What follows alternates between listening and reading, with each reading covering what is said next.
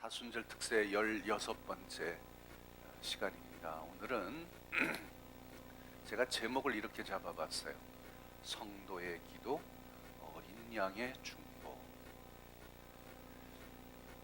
어제 사실 주일 시간에 이 묵상한 말씀이 요한계시록 7장 말씀인데, 이 7장이 분량이 한 장이니까 굉장히 많습니다. 그래서 이걸 제가 욕심이 있어서 그걸 하나라도 놓치지 않으려고 그걸 다 얘기하고 싶은데 시간은 제한도 있고 그래서 좀 아쉬운 점이 있었어요. 이렇게 좀 풀어가는 시간이면 좀 건너뛰기도 하고 좀 중요한 거 강조하기도 할 텐데 그러지 못한 아쉬움이 좀 나한테 있습니다.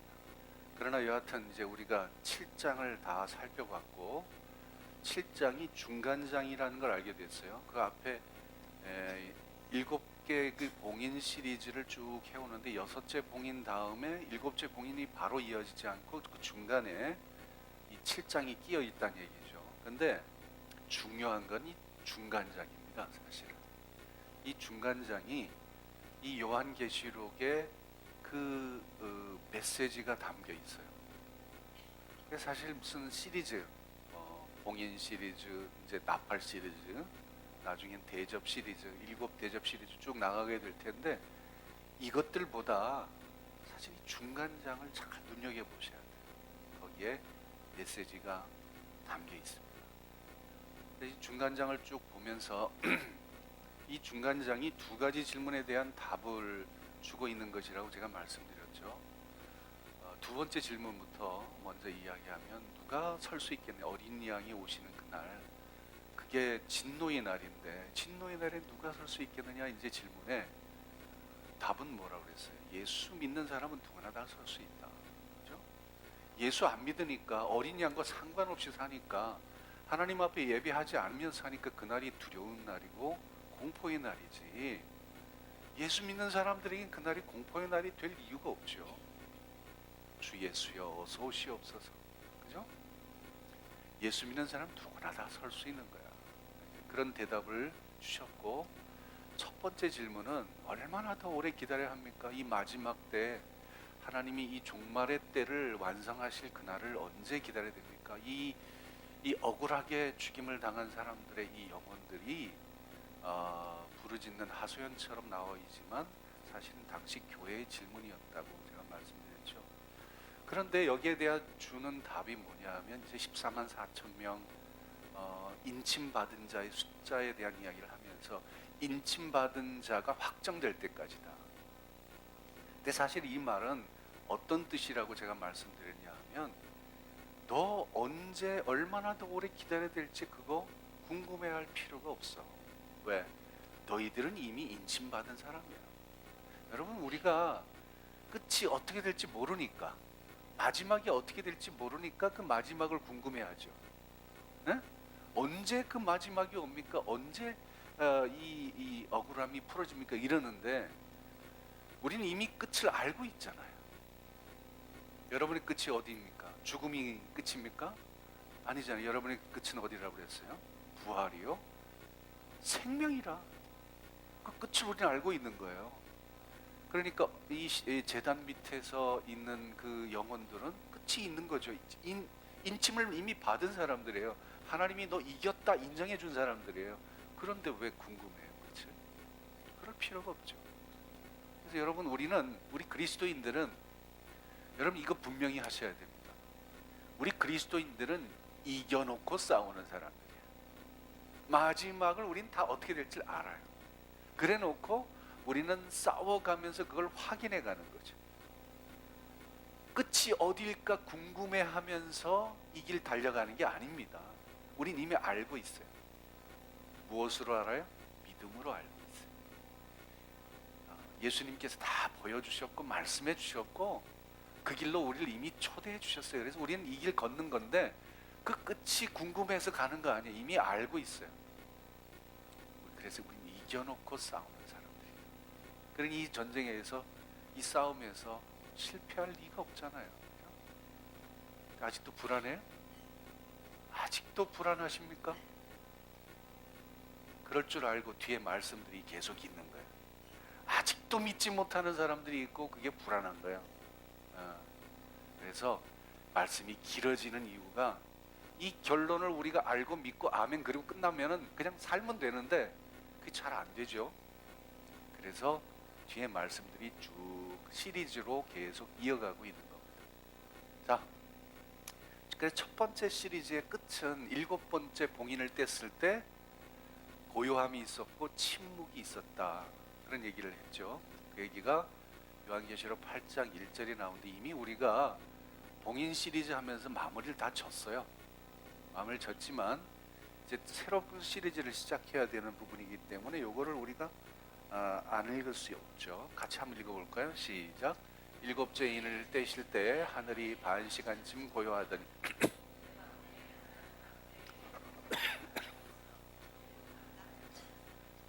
이게 이제 1절하고 2절이 우리 한국말로 번역될 때 이렇게 막 고요하더니 내가 보면 이렇게 연결을 해놔가지고 마치 이게 연결이 이렇게 되는, 그래서 나팔 시리즈로 넘어가야 되는데 일곱 봉인 시리즈의 마지막이 일곱 나팔 시리즈의 마치 도입부인 것처럼 이렇게 만들어 놔버렸어요. 근데 이건 그게 아닙니다. 완전히 다른 겁니다. 끊어져 있어요. 중간이 완전히 finished, 이제 period 이렇게 딱 끊어져 있는 거죠. 일곱째 인을 떼실 때 고요함이 있었다. 그 침묵의 시간은 사실은 바벨론에 임한 심판의 결과라는 것을 우리가 이미 살펴봤고, 그 이후에 어떤 일들이 벌어지냐면 어린 양의 혼인 잔치가 벌어집니다. 그러니까 침묵이라고 하는 것은 어린 양의 혼인 잔치로 나아가기 위한 서막이죠. 그걸로 끝이 아니라는 거죠. 이제 여백을 이렇게 많이 남겨둔 이유는 이게 요한계시록의 특징이라는 겁니다. Recapitulation이라고 하는. 그러니까 요점을 자꾸 되풀이하는 거죠. 시리즈를 통해서 전체를 다 이야기하진 않아요. 여백이 많이 있어요. 빈 구석이 있어요. 그런데 이 빈 구석을 그냥 놔두고 넘어갑니다. 왜? 두 번째 시리즈 때 또 거기가 보충이 될 거니까. 세 번째 시리즈 가면 더 자세하게 이야기 될 거니까 굳이 그걸 다 얘기 안 하려고 그러고 이렇게 넘어가는 거예요. 그 여백이라는 거죠. 첫 번째 시리즈 보세요. 지금까지 어떻게 해왔는가? 첫 번째 시리즈의 봉인 시리즈에서 첫 번째 네 개는 네 말의 환상이라고 했고요. 다섯 번째는 순교한 영혼들이 등장을 하고, 여섯 번째는 천지 개벽 사건이 일어나고, 일곱 봉인을 떼니까 침묵이 있었습니다. 이게 이제 간단한 거죠. 이게 대략적인 마지막 때 일어날 일들을 대략적으로 이렇게 설명해 놓은 거예요. 그래서 우리가 기본적인 어떤 그림을 이렇게 가질 수가 있습니다. 근데 이게 전부는 아니에요. 이 속에 여백이 많이 비어 있어요. 그 여백을 두 번째, 세 번째 가면서 채워질 거예요. 그러니까 여러분 너무 궁금해하지 마세요. 그때 가면 다 또 얘기가 나오는 거니까. 요게 이해가 잘 안 되면 요한계시록이 어려워지는 거예요. 왜 그렇지? 이렇게 어려워지는 거죠. 근데 이것만 이해하면 요한계시록 훨씬 쉽게 읽을 수 있어요. 자, 이제 두 번째 시리즈가 시작이 됩니다. 두 번째 시리즈가 시작되는 말이 2절이죠. 2절. 내가 보매 하나님 앞에 일곱 천사가 서 있어서 일곱 나팔을 받았더라. 그러면 일곱 천사가 일곱 나팔을 받았으면 그 다음에 어떤 일이 벌어질 거예요? 하나씩 이제 나팔을 불겠죠. 마치 예수님이 두루마리를 받아 일곱 봉인이 된 두루마리를 받았을 때 봉인 하나씩 떼듯이 이제 나팔을 받았으니 나팔을 하나씩 불겠죠. 그러면 불 때마다 뭔가 일이 벌어질 거 아니에요, 그죠? 충분히 우리가 상상할 수 있는 얘기입니다. 그런데 그 일이 실제로 언제 이루어지냐면 2절 바로 다음에 3절에 가서 그 일이 시작되면 딱 좋겠는데 그게 아니라 어디로 가냐 하면 이게 6절, 7절로 넘어가요. 거기 보니까 일곱 나팔을 가진 일곱 천사가 나팔 불기를 또 준비하네. 그리고 첫째 난 천사가 나팔을 부니 그 다음에 이런 일이 벌어집니다. 그때 나타나는 게 뭐 우박하고 불이 막 섞여서 피하고 같이 쏟아지는 그런 이제 무서운 이야기가 나오게 됩니다. 자, 그러니까 우리는 기대하기를 일곱 나팔 시리즈가 이제 시작이 됐구나 싶었는데 또 뭔가가 있는 거야. 이 뭐죠 이게? 이 중간에 있는 게 뭐냐 이 말이야. 오늘 이 부분을 우리가 살펴볼 거예요. 중간에 있는 거. 그게 뭐냐 하면 기도예요. 기도. 성도의 기도를 하나님 앞에 올려드리는 장면이 그 속에 기록이 되어 있는 거예요. 그래서 제가 궁금해졌어요. 그러면 첫 번째 시리즈 할 때도 뭔가 시작되기 전에 뭐가 있었나? 그리고 살펴봤더니 거기도 그렇더라고요. 어린 양이 나와서 두루마리를 탁 받으셨는데 두루마리를 받았으면 뭐가 진행이 돼야 돼요? 봉인을 떼야지.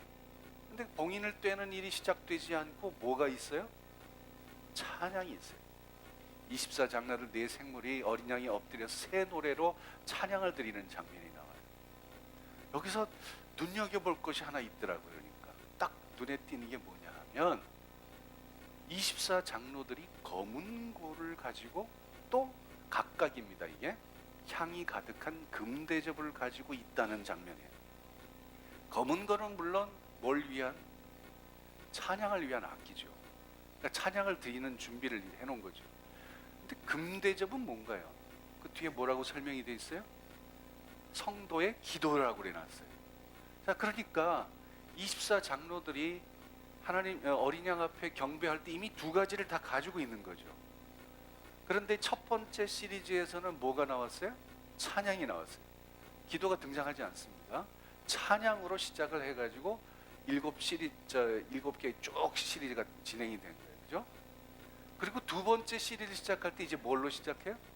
금대접의 기도로 시작하는 거예요. 자, 그러면 여기에서도 우리가 요한계시록의 특징을 알게 되죠. 똑같은 사건입니다. 그죠? 똑같은 사건인데 하나는 찬양으로 시작하고 또 다른 하나는 기도로 시작하고 있는 거예요. 그래서 첫 번째 시리즈는 찬양으로, 두 번째 시리즈는 기도로 시작하고 있구나 하는 것을 알게 됩니다. 이 두 가지는 이미 준비되어 있던 거였어요. 이미 준비되어 있던 거예요. 그러니까 첫 번째 시리즈는 찬양에 대한 응답이다 이렇게 이야기할 수 있고, 두 번째 시리즈는 기도에 대한 응답이다 이렇게 얘기를 할 수가 있다는 얘기죠. 보세요. 자, 3절 같이 읽어봅니다. 시작.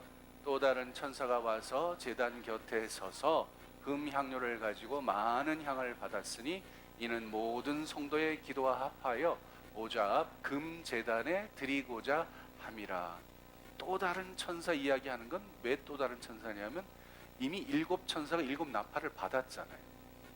그러면 일곱 천사가 일곱 나팔을 부는 일이 시작해야 되는데 그거 안 하고 또 다른 천사가 등장을 해서 지금 뭘 하냐 하면 금향로에다가 향을 많이 받아요. 제단 곁에 서서 향을 많이 담고, 그 다음에 이미 또 금대접에 가지고 있었던 모든 성도의 기도와 이걸 합합니다. 믹스트합니다.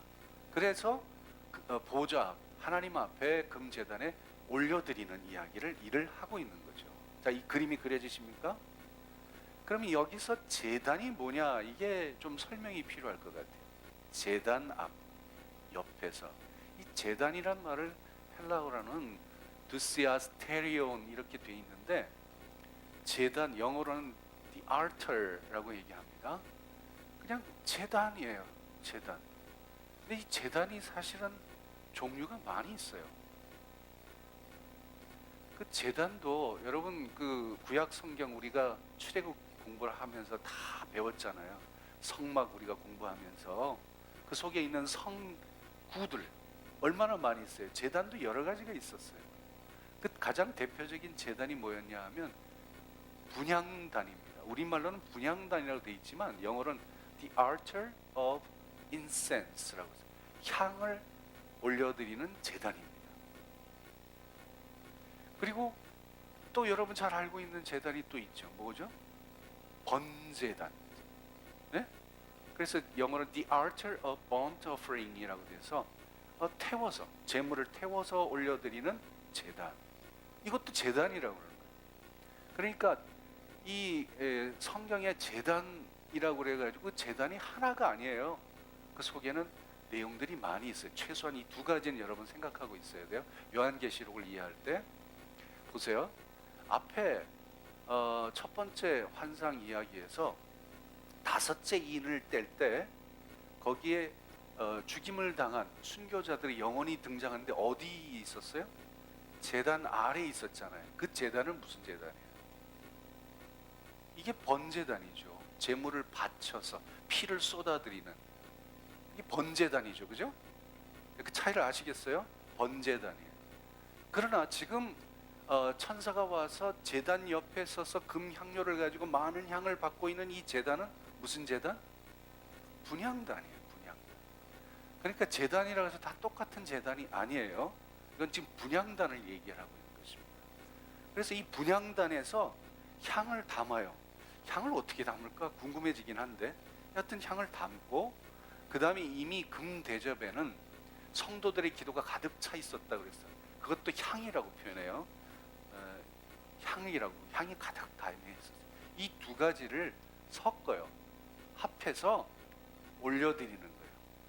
누구한테? 하나님께.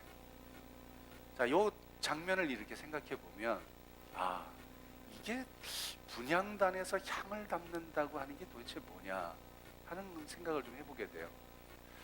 그래서 금대접에 담은 향은 물론 성도의 기도일 겁니다. 그죠? 앞에 이미 설명이 많이 돼 있었으니까. 근데 금향로에 담는 향은 그럼 뭐지?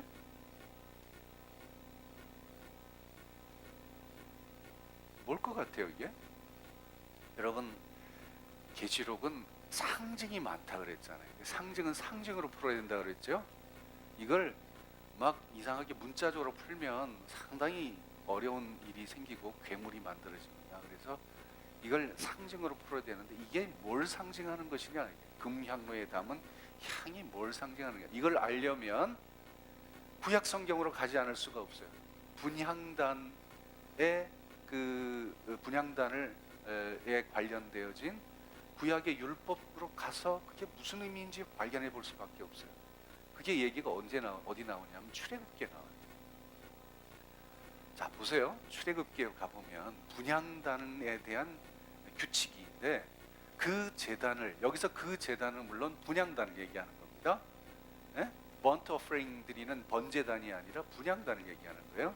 그 제단을 어디에 두냐 하면 증거계 위 속죄소 맞은편. 성소에 들어가면 성전에 들어갔죠. 성전에 들어오면 성전이 두 개로 나눠져 있습니다. 처음에 들어가는 곳은 성소라 그러고요. 그 앞에 휘장이 가려져 있고 그 휘장 안쪽으로 들어가면 거기를 지성소라 그래요. 그 지성소에 뭐가 있냐 하면 법궤가 있어. 증거궤가 있고 그 증거궤를 덮는 뚜껑을 가리켜서 속죄소 이렇게 얘기를 합니다. 옛날엔 시은소 뭐 이렇게 얘기를 했어요. 하나님의 그 포터블 스론이 보좌가 이렇게 임하는 곳이에요. 거기에 발등상이에요. 에? 거기에 이제 스랍이 그룹이 이렇게 새겨져 있잖아요. 그 발등상이에요. 주님이 이렇게 임해서 그 다음에 여기서 드린 예배를 받는 거죠. 그런데 바로 그 증거궤가 있는 휘장 밖에 뭘 두라? 분향단을 두라는 거예요. 그러니까 분향단은 그 성소 안에 있는 여러 가지 기물 중에서 가장 법궤와 가까운 곳에 있는 곳이에요. 바로 앞에 있는 거예요. 거기서 뭘 하냐면 아론은 제사장, 대제사장을 대표하는 겁니다. 아론이 아침과 저녁에 향을 사르게 돼 있어요. 이 향을 사르는데 이거는 한 번이라도 거르면 안 돼요. 그래서 이 향은 너희가 대대로 여호와 앞에 끊지 못할지. 여러분 이거 끊었다간 큰일 납니다. 무슨 얘기냐? 제사장의 가장 중요한 사역이 이거라 이 말이에요. 향을 사르는 거. 아침 저녁으로 향을 사르는 거. 근데 왜 향을 사르는 게 뭐죠? 냄새 나라고? 기분 좋으라고? 그냥 그렇게 하라고 그랬으니까 아닙니다. 이 향이 뭘 의미하는가를 아셔야 돼요. 향이 뭐죠? 이게 바로 제사장의 중보 사역이에요. 그러니까 향을 사른다는 얘기는 향만 태우는 것을 이야기하는 것이 아니라 이스라엘 백성을 위한 중보 기도를 한다는 그런 뜻입니다. 아침 저녁으로 제사장은 이 일을 하게 돼 있었어요. 이제 따라오고 계신가요? 잘? 반응을 빨리빨리 해주셔야 제가 그 다음 나갈 마음 놓고 나갈 수가 있습니다. 아니면 내가 못해요 제가. 자, 그런데 지금은 어떤가? 지금은 구약의 제사법을 따르진 않아요. 그렇지만 지금도 여전히 중보 사역은 계속되고 있다는 거. 그러니까 우리가 하나님 앞에 기도를 하죠. 그 기도가 하나님 앞에 직통으로 가는 게 아니라 누군가의 중보를 통해서 가는 거예요. 그 누군가가 누군가요? 예수님이죠. 그래서 우리가 기도할 때 끝에 뭐라고 기도하죠? 예수님의 이름으로 기도합니다. 여러분, 이게 우리의 중보자는 예수님이십니다. 예수님이 대제사장이십니다. 그분이 우리를 위해 중보하고 계시고 우리의 기도를 당신의 중보와 합해서 하나님 앞에 올려드리는 거예요. 그래서 기도가 상달되는 겁니다. 무슨 말씀인지 아시겠죠? 히브리서에 이 얘기를 잘 해놓고 있어요. 히브리서에 보게 되면 우리에게 큰 대제사장이 계시니 누구다? 승천하시니 곧 하나님의 아들 예수시다. 그래서 우리가 은혜의 보좌 앞에 담대히 나와요. 오늘도 은혜의 보좌 앞에 담대히 나왔죠? 그러면서 우리가 하나님 앞에 기도합니다. 어떻게 그럴 수 있어요? 우리 주님께서 중보자가 되시기 때문에, 우리의 연약함을 다 아시는 분이기 때문에, 우리의 아픔도 다 아시는 분이기 때문에. 왜? 우리 주님은 다 그걸 겪으셨잖아요. 죽음까지도 겪으셨잖아요. 그냥 우리를 다 아시는 거예요. 그래서 그걸 다 기도를 받아서 그 기도를 함께 당신의 중보와 합해서 하나님 앞에 올려드린 그 일을 우리 주님께서 지금 하고 계신다는 거예요. 예? 그래서 우리가 은혜의 보좌 앞에 담대히 나아올 수 있는 거죠. 우리의 자격 가지고 어떻게 나와요? 우린 여전히 털으면 먼지 나고 문제가 많고 속으로는 또 다른 꿍꿍이 속을 가지고 있기도 하고 때로 믿음이 흔들리기도 하고 냄새나는 구석도 있고. 그런데 우리가 어떻게 보좌 앞에, 그 거룩한 보좌 앞에 나올 수 있어요? 그런데 이게 보좌가 그냥 보좌가 아니라 은혜의 보좌, The Throne of Grace, 은혜의 보좌가 될 수 있는 것은 바로 중보자이신 예수님이 계시기 때문입니다. 예수님 믿고 우린 나오는 거예요. 에? 예수님이 눈에 여러분 보이지 않으시면 여러분 어떤 일도 이루어지지 않습니다. 예수님 믿고 나오는 거예요. 자, 그러면 이제 이 그림이 그려지게 되죠.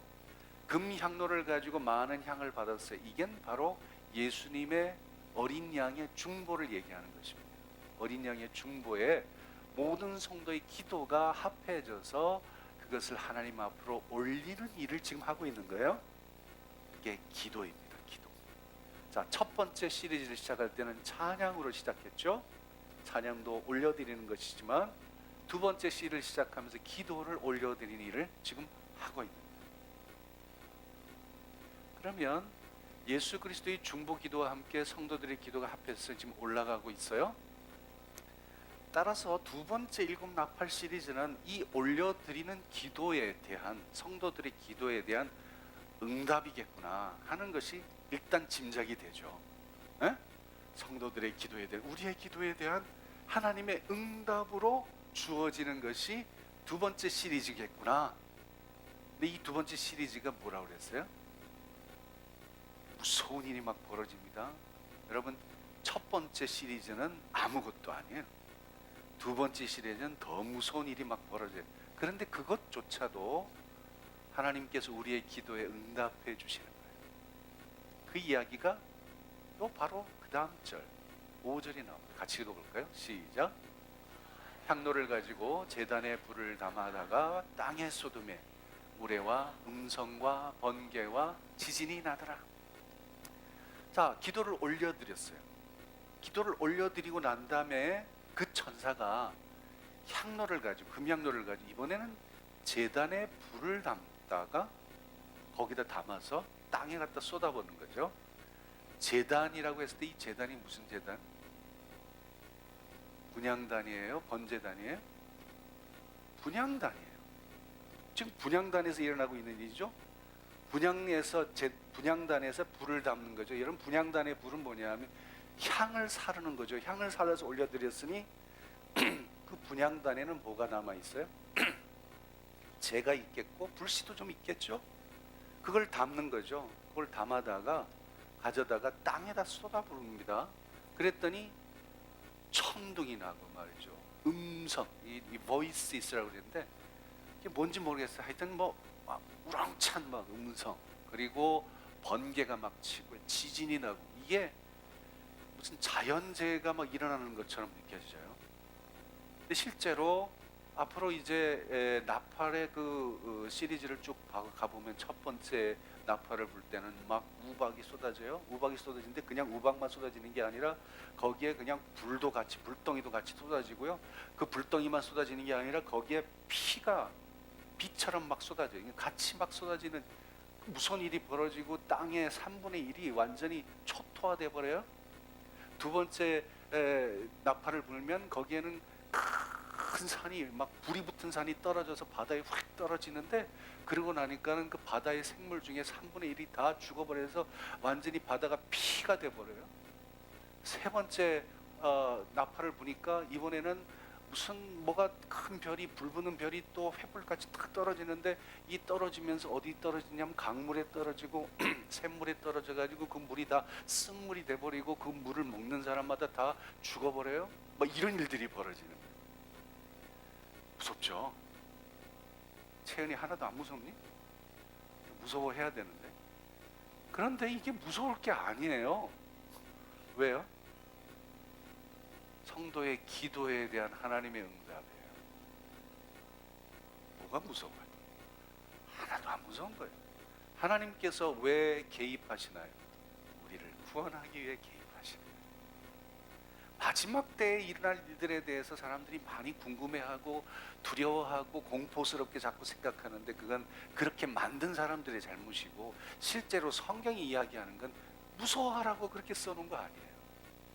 에? 오히려 용기를 가지라고. 하나님이 이미 오셨다고. 하나님이 마지막 때 일을 이미 시작하고 계셨다고. 너희를 구원하기 위해서 이미 하나님이 개입하고 계시다고. 그 얘기를 하고 있는 거거든요. 그런데 이 이야기, 향로에서 죄를 가져다가 뿌리는 이런 이야기는 이미 구약 성경에 여러 번 그 이미지가 나옵니다. 10가지 재앙 중에도 이미 나오는데, 10가지 재앙 중에 6번째 재앙이에요. 하나님께서 모세에게 뭐라고 얘기했냐면, 화덕의 제 두 움큼을 가지고 바로가 보는 목전에서 하늘에 뿌려버리라. 화로의 재, 이게 분향단에 있는 재, 그 하고 똑같은 거예요, 성격이. 그러면 이게 티끌이 돼서 쫙 퍼져나가는데 온 사람들, 온 짐승들에게 악성 종기가 생겨납니다. 이 6번째 재앙이었습니다. 이것도 마찬가지예요. 하나님이 이 땅을 심판하고 재앙을 내릴 때 이렇게 재앙을 내리십니다. 에스겔 선지자에게도 그런 비슷한 이야기가 있어요. 에스겔 선지자 에스겔 10장은 예루살렘, 우상 숭배로 만연한 예루살렘을 하나님이 심판하시는 이야기인데, 그때도 에스겔에게 뭐라고 얘기하냐면 숯불. 이제 이 장면을 제가 보좌 환상 때 제가 설명을 드렸죠. 에스겔이 나타나는 보좌는 포터블 스론이다. 움직이는 보좌다. 움직이는 보좌엔 바퀴가 달려 있다. 바퀴 속에는 숯불 같은 거, 단쇠 같은 게 있는데, 거기서부터 두 손으로 가득히 숯불을 움켜가지고서 성읍, 여기서 말하는 성읍은 예루살렘 얘기하는 겁니다. 성읍에 흩어버렸어요. 그러면 그 성읍을 향한 하나님의 심판이 임하게 된다. 심판이 그 뒤에 쭉 나가보면 나와요. 어떤 심판이냐 하면 칼의 심판이 임하게 되고, 그래서 예루살렘 성이 결국은 BC 586년에 바벨론에 의해서 예루살렘이 완전히 망해버립니다. 예루살렘 성전이 완전히 파괴되고 나라가 망하고, 그리고 전부 다 포로로 잡혀가게, 전부 다는 아니죠. 중요한 인사는 다 포로로 잡혀가게 되는 그런 심판을 받게 되는 거예요. 그러니까 하나님의 심판이 임할 때 제단에 불을 쏟는다고 하는 것은 바로 이 하나님의 심판을 이야기하는 것이다 라고 하는 것을 우리가 알게 됩니다. 그러니까 오늘 본문에서 제단에 불을 갖다가 쏟으라, 이거는 하나님의 심판이 임한다고 하는 것을 상징적으로 지금 묘사를 하고 있다는 것을 우리가 알게 되죠. 그래서 제단의 불을 쏟았더니 뇌와 음성과 번개와 지진이 나고 있는 거죠. 자연의 재해가 일어나는 것처럼 보입니다. 그러나 이것은 단순한 자연의 현상이 아니라 성도들의 기도에 대한 하나님의 응답이라는 것을 여러분 아셔야 됩니다. 언제까지 우리를 이대로 내버려 두실 것입니까? 언제 하나님 우리를 구원하실 겁니까? 라고 하는 기도에 대한 하나님의 구체적인 응답이에요. 하나님께서 우리를 구원하기 위해서 개입하시는 거예요. 그래서 여러분, 천둥이 나고 번개가 번쩍번쩍 할 때 하나님이 나를 구원하시기 위해서 임하신구나, 이렇게 해야지 막 도망가고 숨고 그러지 마라, 이 말이에요. 이 이야기가 아주 다윗이 기가 막히게 풀어서 설명하고 있어요. 시편 18편은 다윗이 사울에게 늘 쫓겨다녔잖아요. 사울에게 목숨 위협 당하면서 늘 쫓겨다녔는데 그 위협이 사라지고 난 다음에 그 다음에 이 시편을 썼어요. 이 시편은 어떻게 되는가 보세요.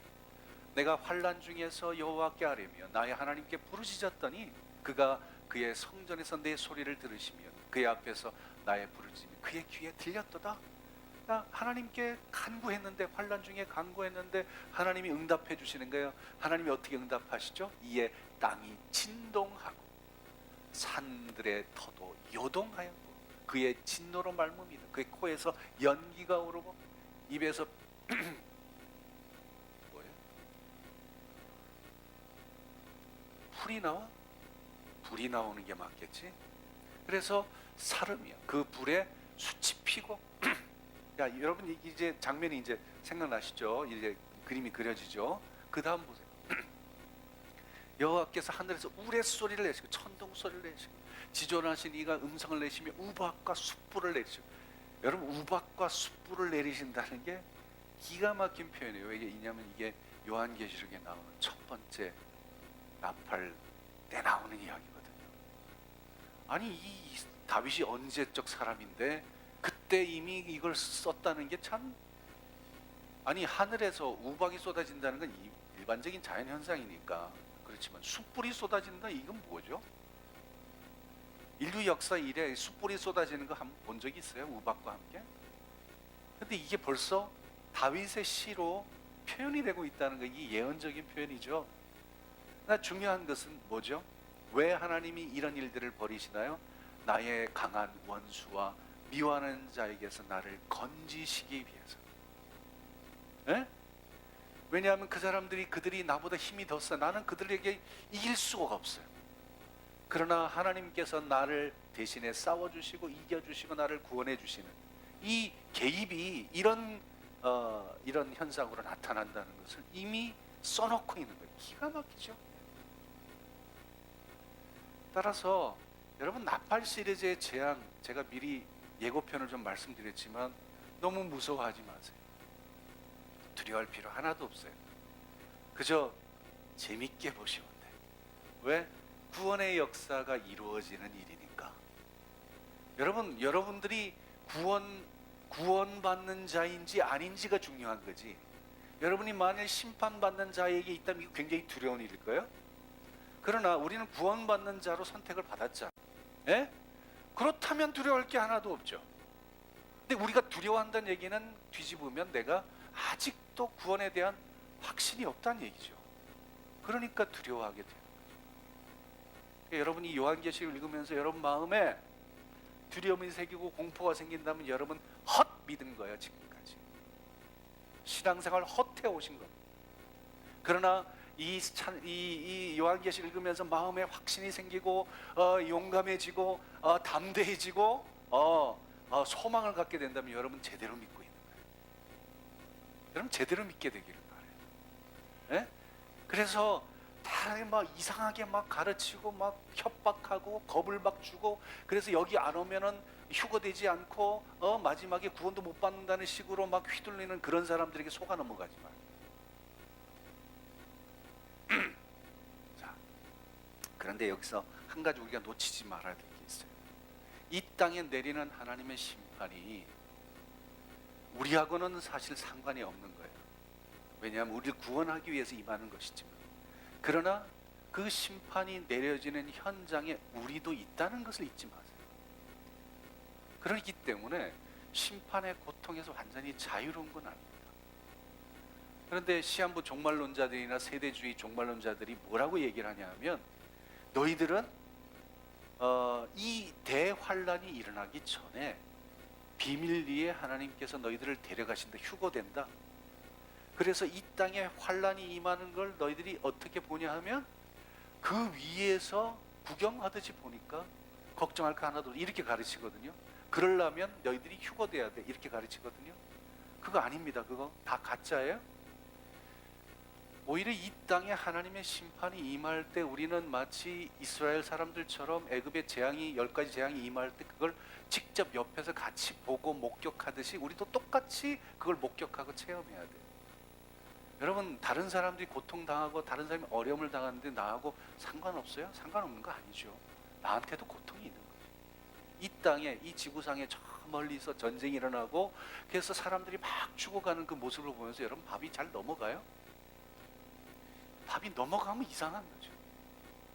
아프고 힘들고 안타깝고 그런 마음이 들어야 돼요. 우리 북한의 동포들이 어려움을 겪고 있다는 거 우리가 뻔히 알고 있는데도 우리가 괜찮다고 희희낙낙 할 수 있나요? 그러지 못하죠. 왜냐하면 우리가 같이 겪고 있는 거기 때문에. 그것이 나에 대한 하나님의 심판은 아닐지라도 이 땅 누군가를 하나님이 심판하신다고 했을 때 그것이 나한테 아픔이 되는 건 자연스러운 일입니다. 그거 잊지 마셔야 돼요. 그런데 이 불, 재단의 불이 내려졌을 때 재단의 불이 악한 자들에겐 심판입니다. 그 불에 다 사라져 버릴 거예요. 불에 다 불태버릴 거예요. 그러나 교회와 성도들에게도 이것이 의미가 있는데, 무슨 의미가 있냐 하면 바로 연단의 불이 된다는 거예요. 하나님께서 우리를 연단하는 손길이 된다는 것입니다. 마치 이런 것과 같아요. 여러분이 금이 많아요, 속에 불순물이 많아요. 여러분이 불순물이라면 이 제단의 불에 불순물이 다 태워지는 심판을 받게 될 겁니다. 그런데 여러분이 금이 많아요. 그런데 금 속에 뭔가 불순물이 좀 섞여 있어. 그러면 이 연단의 불은 그 불순물 속에 있는 금 속에 있는 불순물을 태워버림으로 나는 뭐가 돼? 정금이 되는 거예요. 무슨 말씀인지 아시겠어요? 그러니까 그런 기회로 우리가 삼아야 된다는 거예요. 보세요. 스가랴에 이미 그런 말씀을 다 해놓으셨어요. 같이 읽어봅시다. 이거는 시작. 만군의 여호와가 말하노라. 칼아 깨어서 내 목자 내 짝 된 자를 치라. 이 온 땅에서 3분의 2는 멸망하고 3분의 2는 거기 남으리니 내가 그 3분의 1을 불 가운데 던져 은같이 연단하며 금같이 시험할 것이라. 그들이 내 이름을 부르리니 내가 들을 것이며 나는 말하기를 이는 내 백성이라 할 것이요 여호와는 내 하나님이시라 하리라. 이 땅에 하나님이 심판하시면 3분의 2는 다 이제 멸망하는 불 가운데 다 멸망해요. 그런데 3분의 1이 남아요. 근데 3분의 1도 그 불 가운데 있어요. 근데 멸망하지 않아요. 뭐가 돼요? 정금이 돼 나오는 거예요. 그게 남은 자예요. 그게 남은 자. 그게 바로 이기는 자입니다. 그렇게 여러분, 이 세상에 임하는 온갖 어려움들, 경제적인 어려움, 무슨 핵폭탄의 두려움, 이 세상에 있는 여러 가지 온갖 그 어려움들이 우리가 이미 겪고 있고 그걸 그 중에 있는데, 사실은 그게 망하는 사람들에게는 망할 재료이지만 우리에게는 그게 연단되는 기회가 되어서 우리가 정금같이 되어 나오는 거야. 이미 우린 그 과정을 지금 지내고 있는 겁니다. 그러니까 이 어려움과 이 시험과 이 환란을 여러분 잘 참아내고 이겨내면 정금이 되어 하나님 나라의 빛나는 보석이 되지만, 이게 우리가 다른 생각을 품고 세상에 욕심 품고 살다 보면 이게 결국은 우리한테 심판이 돼버려서 다 태워져 버리고 우리 멸망하고 만다. 그러니까 악한 자들은 심판의 불로 망하지만 이기는 자들은 연단을 받아 정금이 된다는 거예요. 여러분 어느 편에 서 계십니까? 아직 완전하진 않아요. 그죠? 완전하진 않지만 그러나 정금이 되어가고 있는 중 아닙니까? 그럼 거기로 가셔야지. 세상 사람들처럼 욕심 부리고 막 돈 욕심, 무슨 욕심 따라서 탐심이 우상숭배라고 그랬는데, 돈을 사랑하다가 망하는 사람들처럼 거기만 매달려 가다가는 망하는 거죠, 우리는. 그러나 우리는 기본적으로 그런 사람들이 아니고 하나님이 따로 세워주신 그런 사람들이, 이게 이제 정금같이 연단받으면 돼요. 아직은 물론 부족합니다. 아직은 뭔가 좀 모자라요. 그러나 하나님께서 우리를 다듬고 계신다. 다듬고 계신다. 그래서 아까 시편, 그 다윗 시편의 그 뒷부분에 가보면 아주 의미심장한 말씀이 있어요. 자비로운 자에게는 주의 자비로우심을 나타나시며 완전한 자에게는 주의 완전하심을 보이시고 깨끗한 자에게는 주의 깨끗하심을 보이시며 사악한 자에게는 주의 거스름을 보이신다. 이 말이 굉장히 의미심장해요. 결국 우리가 마지막 때까지 어떻게 우리의 삶을 다듬어 가야 될 것인가, 이 목표가 우리에게 보여줘. 마지막 심판대 앞에 섰을 때는 그때는 완전한 자가 돼 있어야 돼요. 그렇죠? 정말 자비로운 자가 돼, 하나님의 성품을 담은 자가 돼 있어야 되고 깨끗한 자가 돼 있어야 돼요. 안 그러면 하나님이 거스름을 보이신다는 거죠. 불순물을 제거하지 않고서는 마지막 때 하나님 앞에 바로 설 수가 없습니다. 하나님 나라의 빛나는 보석이 될 수가 없어요. 어린 양의 혼인잔치에 참여할 예복이 준비가 안 된 겁니다. 그죠? 그러면 그때 가서 후회해봐야 소용없다. 여러분, 그때가 멀리 있을 거라고 생각하지 마세요. 여러분의 인생의 끝, 이 인생의 끝만큼만 가까이 있는 겁니다. 여러분 얼마나 남으셨나요? 여기 저 10대 중딩들 다 제외하고 초딩들 다 제외하고 제가 장담하거든요. 앞으로 100년 후에 100년 후에 여기 남아있을 사람 한 사람도 없네요. 기껏 100년밖에 안 돼요. 벌써 50 꺾어진 100년 지나간 사람들은 얼마 남았어요? 얼마 남지 않아요. 그 얼마 남지 않은 시간을 뭐 하며 살 거냐, 이 말이에요. 네? 빛나는 보석이 되기 위해 살아야죠. 그러려고 우리가 이 훈련을 받는 거 아닙니까? 그래서 주님은 우리가 이기는 자가 되도록 지금 중보하고 계신다. 여러분, 우리가 부족하고 연약하고 아직은 완전하지 못하지만 주님의 우리를 위한 중보가 있기 때문에 오늘도 은혜의 보좌 앞에 나온 거죠. 그래서 우리 하나님께서 우리의 기도와 함께 당신의 중보를 합해서 하나님 앞에 올려드리고, 그리고 또 그렇게 되도록 우리를 또 빚어가고 계시고, 그래서 마침내 우리는 정말 합당한 자로 주님 앞에 서게 될 줄로 믿습니다. 사순절은 어린 양의 중보에 믿음으로 반응하며 살아가는 절기라고 제가 이렇게 해놨는데, 그래서 믿음으로 반응하는 사람들이 은혜의 보좌 앞에 나오는 거예요. 아무나 안 나옵니다. 그렇게 나오라 그래도 안 나와요. 근데 나오는 사람들만 나오죠. 이게 믿음으로 반응하는 사람들이라는 말이죠. 그래서 여러분들이 이 사순절 기간을 통해서 하나님께서 여러분을 빛나는 보석으로 갈고 닦고 그렇게 빚어가실 겁니다. 그렇게 여러분들이 사순절을 이렇게 잘 지내고 나면 여러분의 믿음이 한 단계 이렇게 업그레이드 돼가지고 하나님 보시기 얼마나 아름다운 모습으로 마지막까지 신앙생활을 할 수 있겠어요. 우리 모두 그 자리까지 나갈 수 있게 되기를 바랍니다.